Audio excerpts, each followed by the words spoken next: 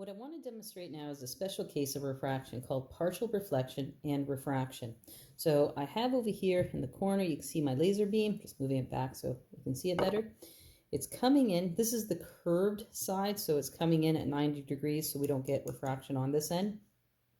So it's coming in, and you can see that if it continued straight, I can put this along the beam, it would have exited here, but it's not. It's refracted away from the normal. So it's bent away from the normal. However, you can see a faint line going this way, and that's called internal reflection. So part of it is being refracted and part of it is being reflected inside.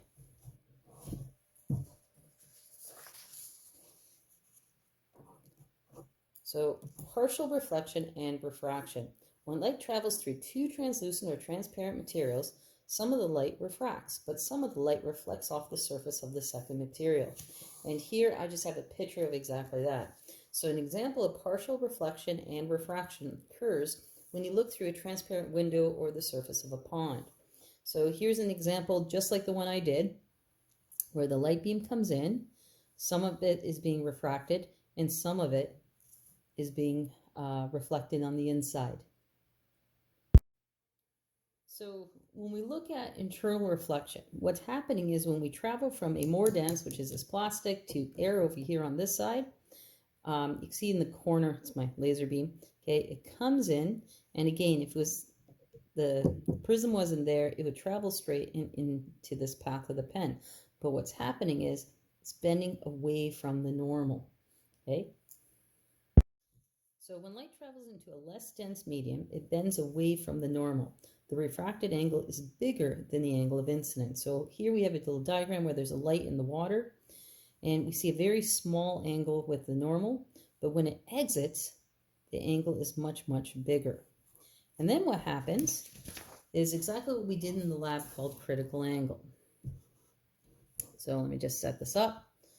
So right now, at 90 degrees, no refraction. But as I start doing this on an angle, what we start seeing is, well, the angle of incidence is small with a normal, but the angle of refraction is actually really big, okay? And it gets bigger and bigger to eventually, I get to a point right about there where it disappears. So I still have an angle here, except remember my refracted angle is so big, it's greater than 90 degrees.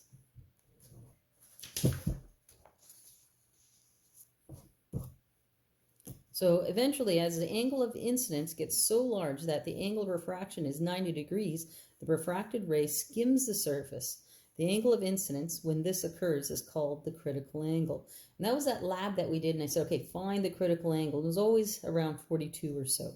So what we have here is our angle of incidence. So we have the light beam coming in, and it just skims the surface right there. After this point, get the setup once again. So we have our refracted ray, we're making it bigger, bigger, bigger, bigger, bigger, and right about there it skims the surface, and now all we see is internal reflection.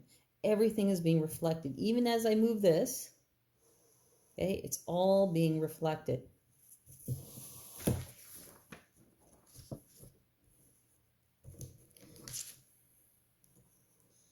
So at any angle of incidence larger than the critical angle, all the light is reflected back. This condition is called total internal reflection.